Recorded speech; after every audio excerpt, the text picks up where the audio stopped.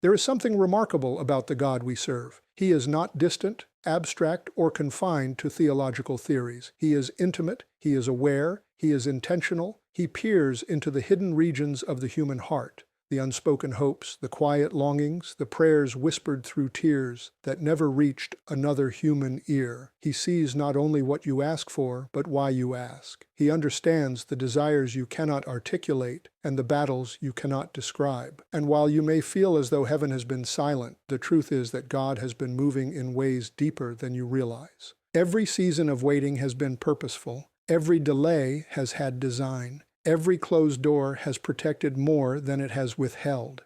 The miracle you have been praying for has not been dismissed. It has been prepared. Suddenly does not mean randomly. Suddenly means strategically. When God moves, He does not merely answer prayers. He unveils His wisdom, His timing, and His sovereignty. You may feel on the brink of giving up, but you are actually on the brink of divine interruption. A sudden miracle is not just coming. He has already set it in motion. God examines the hidden chambers of the heart in a way far beyond what human understanding can grasp. When Scripture declares that God searches the hearts and tests the motives, it is revealing something profound about His nature. He is not impressed by outward forms of spirituality, rehearsed religious language, or the appearance of righteousness. Instead, He looks into the interior world, the thoughts you never voice, the motives you rarely confront, the desires you scarcely admit even to yourself. Nothing escapes His attention. Not because He is watching to condemn, but because His love penetrates deeper than human defense mechanisms can reach. Every human being has two selves, the self that we present to the world and the self that only God sees. The outward self is shaped by culture, expectations, pressure, and self-protection. The inward self is shaped by wounds, hopes, desires, fears, and the authentic intentions that define who we really are. God never confuses these two. People may misunderstand you, judge you, overlook you, or misinterpret your actions, but God never does. He peers into the root, not the fruit. He examines desire before behavior, intention before action, direction before destination. This is why His guidance is always precise, because He addresses you at the point of origin. When God looks into your heart, He does not merely see your desires. He sees the story of how those desires were formed. He sees the battles that shaped them, the disappointments that altered them, and the prayers that refined them. Some desires came from divine inspiration, planted as seeds long before you recognized them. Other desires grew out of pain, longing for healing and restoration. And some were birthed in confusion, yet even then God approaches them with a surgeon's precision and a shepherd's tenderness. He sees the desires that align with His will, and He also sees the ones that need transformation. But in both cases, He works with compassion, not condemnation. Many people struggle because they assume God's silence means He has dismissed their desires. But the opposite is often true. He is working in realms you cannot see, preparing the heart to steward what the heart longs for. God's understanding of desire is not limited to the present moment. He views it in the context of destiny. A desire today may be the doorway to a future assignment. A longing you feel now may be the revelation of something He intends to entrust to you later. This is why He takes His time, not because He is reluctant, but because He is thorough. If God gave you everything you wanted the moment you wanted it, you would be overwhelmed. Some blessings require maturity to handle. Some promises require cleansing of old wounds so they do not contaminate future opportunities. Some breakthroughs require alignment of character, relationships, timing, and surroundings. God examines the heart not to delay blessing, but to protect it. He knows when you are ready, and He knows when the circumstances around you are ready. His timing is never random. It is synchronized with His perfect understanding of who you are becoming. The beauty of God's intimate knowledge is that He responds to authenticity, not perfection. He moves when the heart yields, even if incompletely. He honors sincerity, even when mixed with fear. And He draws near to those whose desires reveal hunger for His presence, even when their path is still being straightened. Nothing about you is hidden from Him, not your weakness, not your confusion, not your hope, and not your longing. And because He sees it all, He knows exactly how to lead you, shape you, and surprise you with the miracle that has already been written into your story. Your deepest desires are not accidental, random, or detached from God's design.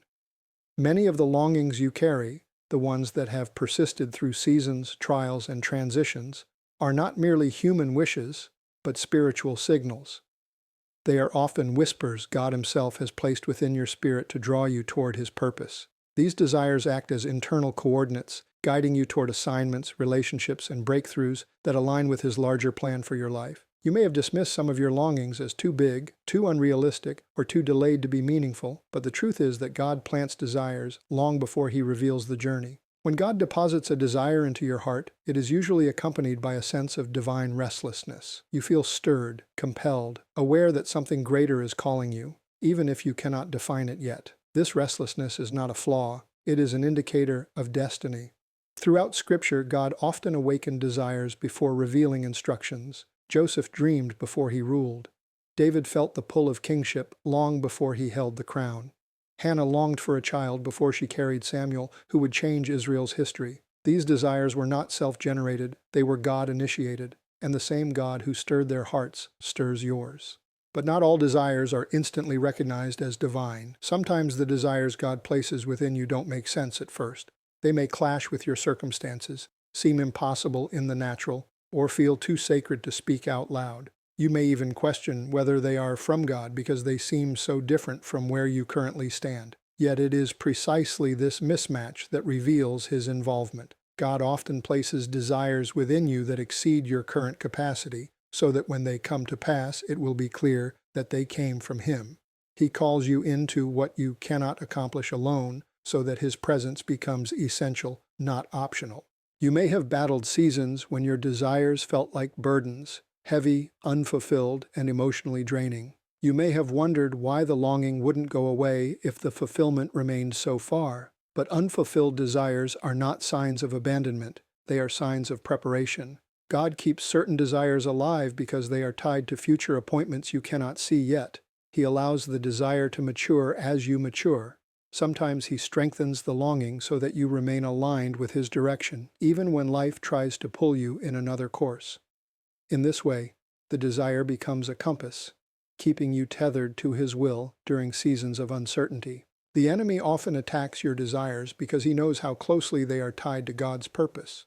The greater the destiny, the greater the internal battle. The enemy tries to distort pure desires, discourage you from believing in them, or convince you they are too delayed to manifest. This is why spiritual warfare often intensifies around the area of your deepest longing. But what the enemy tries to use for confusion, God uses for clarification. The battle around your desire often reveals how important that desire is in God's plan. What you must understand is that God does not tease His children. If He allowed a persistent desire to live within your heart, it is because it serves a purpose in His plan for you.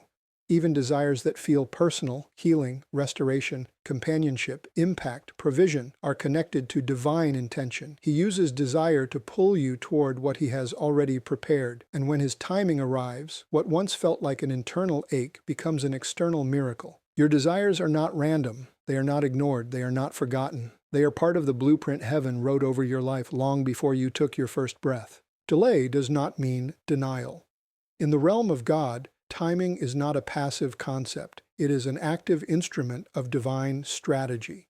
When God delays something, it is not because He is indecisive or unsure. It is because He is aligning factors, refining character, orchestrating circumstances, and preparing outcomes on a level far deeper than human perception. We often interpret delay emotionally, as though God is withholding something we are begging for. But from heaven's perspective, delay is preparation, not punishment. You may find yourself in a season where nothing seems to be moving, prayers feel unanswered, opportunities seem frozen, and the passage of time tests your faith. But stillness in the natural is not stillness in the spiritual. God often works most intensely when you see the least evidence. During these seasons, He is not ignoring your requests. He is building the foundation required for the fulfillment of them. He is protecting you from premature blessings that would crumble due to unprepared character or unaligned circumstances. God never gives anything before its time, because an early arrival can become a heavy burden rather than a blessing. Look at Scripture. Nearly every major promise carried a significant delay. Abraham waited decades for Isaac, not because God changed his mind, but because the promise required transformation, covenant understanding, and generational positioning. Joseph waited in bondage before reaching the palace. not because God forgot him, but because leadership required humility and resilience that only waiting could produce. Even Jesus waited 30 years before beginning his ministry, demonstrating that divine timing is not rushed, even by perfection itself. Delay is a thread woven throughout God's dealings with his people, not as a barrier, but as preparation. What often frustrates us is the mismatch between divine timing and human urgency. We feel ready long before we are truly ready. Our emotions convince us that the blessing is overdue, yet God sees flaws we cannot see and obstacles we cannot anticipate. He delays to build wisdom, strengthen faith, heal wounds, or connect you with people essential to your assignment. He waits until the environment is conducive for what he wants to do. A seed may be viable, but if planted in the wrong season, it will never produce fruit. God waits for the right season. Sometimes delay is also protection. You may have prayed for opportunities that would have overwhelmed you, relationships that would have distracted you, or blessings that would have weakened your dependence on him. There are things you cried over that God blocked, not because he wanted to withhold joy, but because he saw the destruction you could not foresee. What looked like a delay was actually deliverance. Another reason for delay is spiritual warfare. Daniel prayed and God answered immediately, yet the manifestation was delayed due to conflict in the unseen realm. This teaches us that the timing of heaven and the timing of manifestation can differ because of battles we cannot see. Your delay may be the result of resistance, but resistance is often a sign that heaven has already released something. The truth is this: delay stretches faith, refines motives, and proves trust. It reveals whether you want the promise or the promiser. When God delays, he is not taking something from you, he is preparing you for something greater.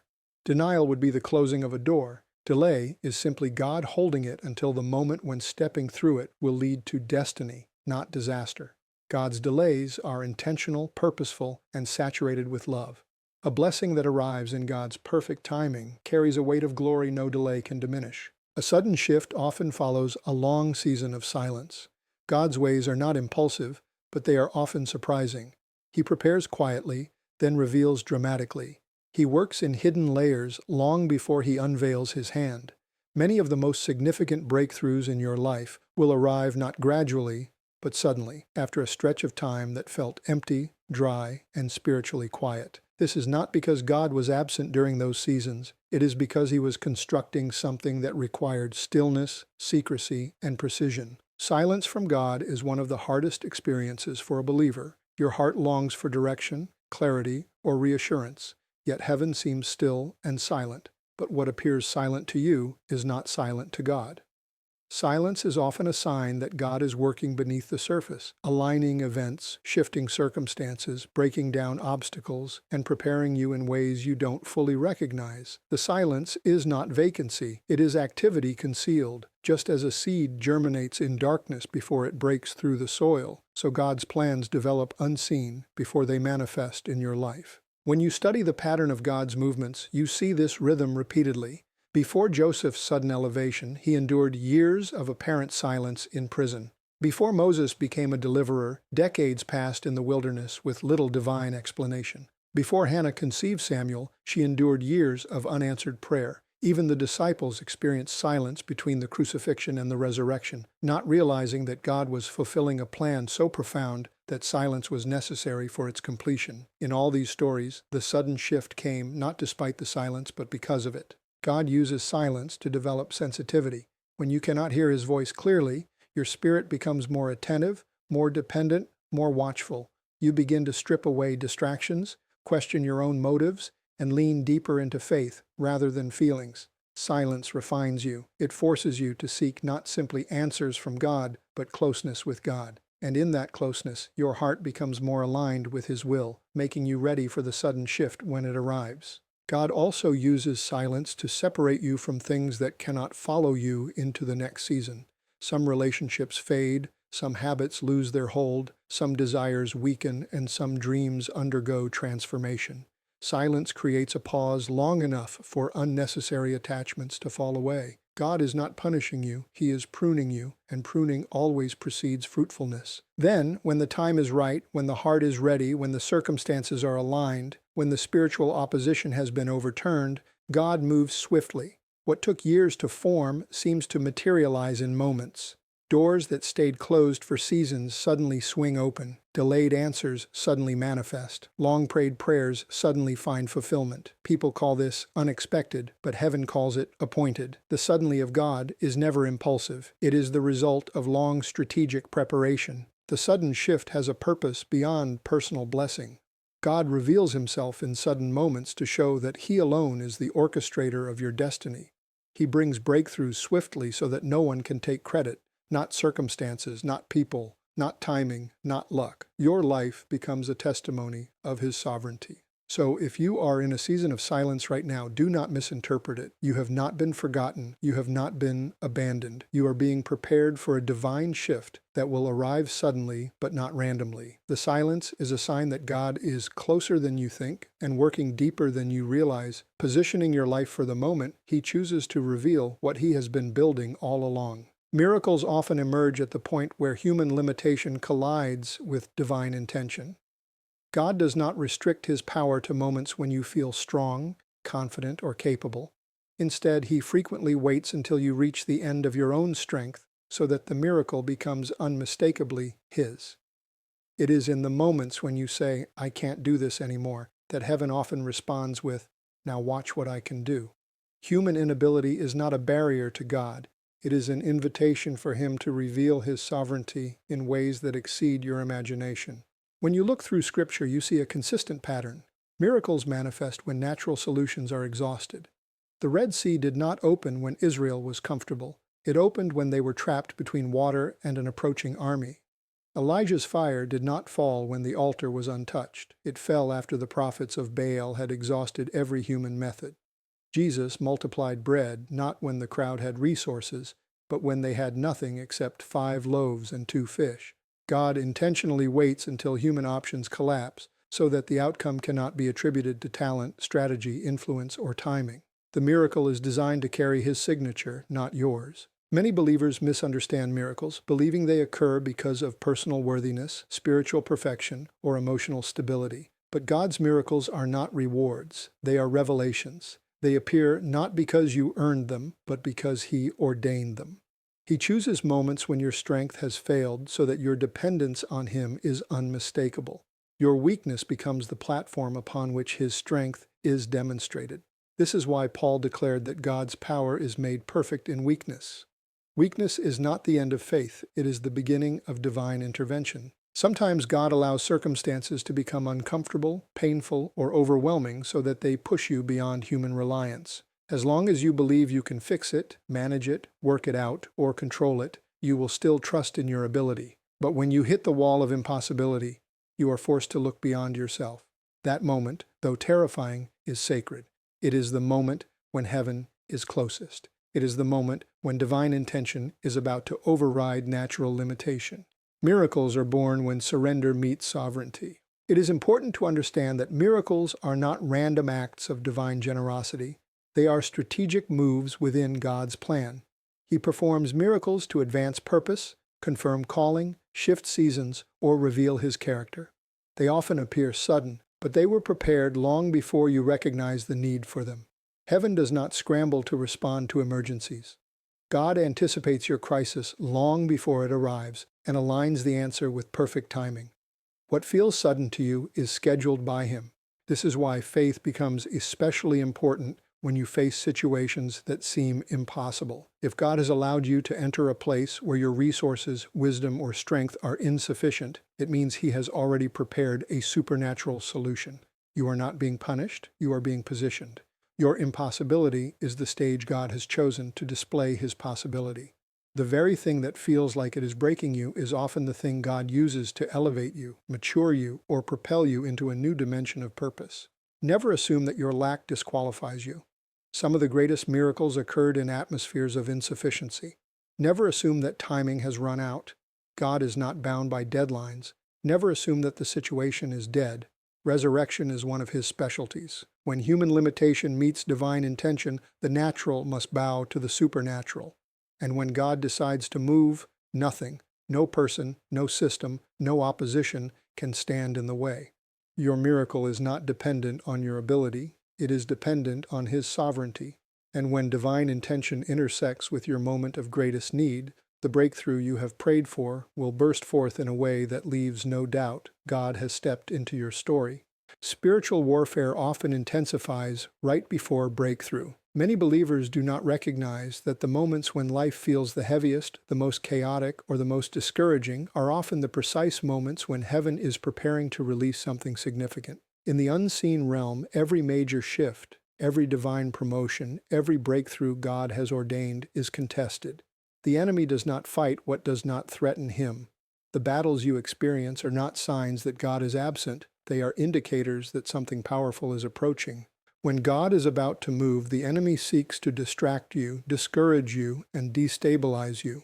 He cannot stop what God has ordained, but he can attempt to weaken your faith, distort your perspective, and tempt you to walk away moments before the promise manifests. This is why warfare often feels irrational or disproportionate. Suddenly, small issues become overwhelming. Old wounds resurface, unexpected conflict arises, and emotional pressure increases. These are not coincidences. They are strategic attacks aimed at draining your strength and convincing you that nothing is changing. The enemy's goal is not merely to make you suffer, but to make you surrender. Scripture repeatedly highlights this pattern. Before Israel entered the promised land, the giants appeared. Before David ascended to the throne, Saul's attacks intensified. Before Jesus launched his ministry, the wilderness temptation came. Before Paul carried the gospel to new territories, severe opposition appeared in every city. In each case, the warfare increased, not because God abandoned them, but because the enemy feared what was coming next. The greater the assignment, the greater the resistance.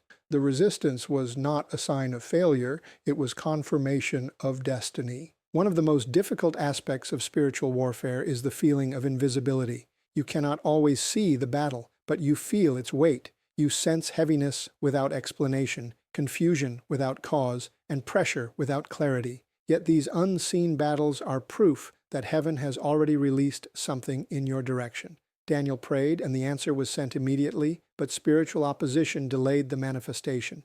Many believers misinterpret delay as denial when in reality, the warfare indicates that what you prayed for is already on its way. Understanding this truth changes how you interpret adversity. Instead of saying, "Why is this happening to me?" you begin to recognize something must be close. Instead of assuming that difficulty means God has turned away, you begin to understand that difficulty means the enemy is trembling. You are not being punished. You are being fought because you are carrying something valuable. The enemy attacks what carries potential. He targets what carries divine intention. He resists what carries breakthrough. Spiritual warfare also exposes the areas of your life that must be strengthened before God elevates you. Pressure reveals weakness. Attack reveals vulnerability. Not to shame you, but to prepare you. God allows certain battles because they produce spiritual muscles that comfort cannot develop.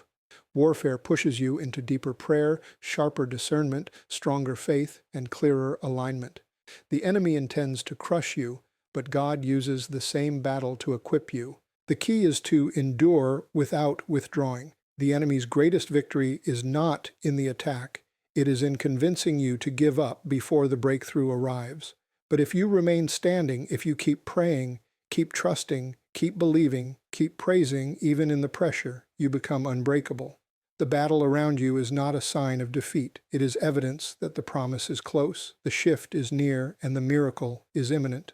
When spiritual warfare intensifies, it is not the end of the story. It is the final chapter before God reveals what he has been preparing. The pressure you feel is not the enemy's triumph. It is heaven's announcement that breakthrough is near. When God releases a miracle, it is not merely to bless you, it is to reveal himself to you in a deeper, clearer, and more transformative way. God's miracles are never just acts of kindness, they are acts of revelation.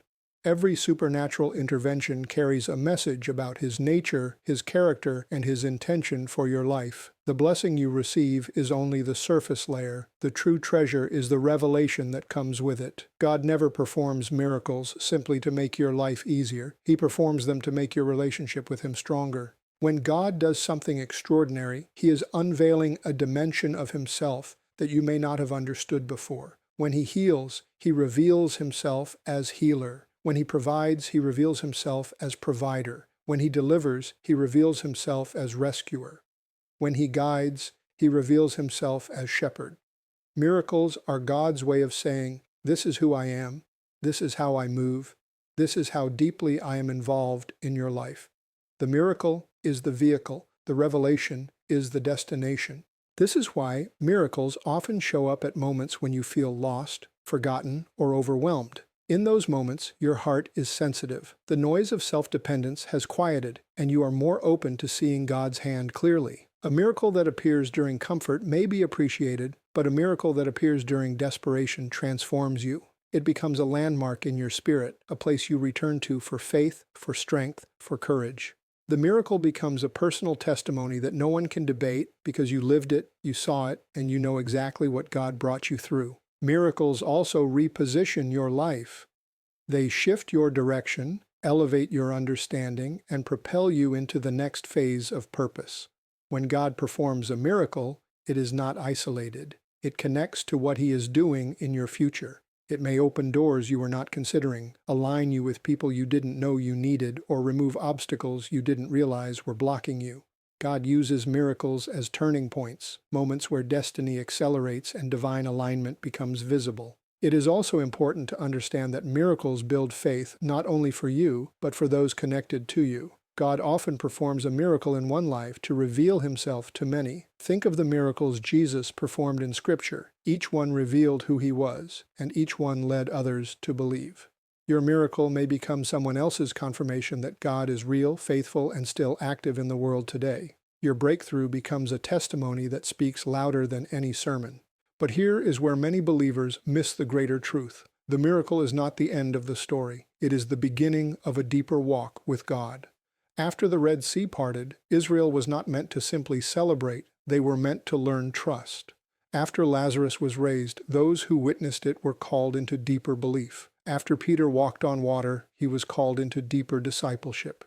Miracles are not the finish line. They are divine invitations to encounter God more intimately and follow Him more completely. When God performs a miracle, He is establishing something permanent in your spirit. He is anchoring your faith, increasing your expectation, and expanding your understanding of what He can do. He is reminding you that you do not serve a distant deity, but an attentive Father who knows how to intervene at the exact moment you need Him. He is showing you that nothing, no situation, no limitation, no opposition can stop His purpose for your life. So when your miracle comes, and it will, receive it with gratitude, but also with awareness. Look beyond the blessing and recognize the revelation. God is not just changing your situation. He is changing your perspective. He is drawing you closer, calling you deeper, and revealing that His power, His love, and His faithfulness run far deeper than you ever realized.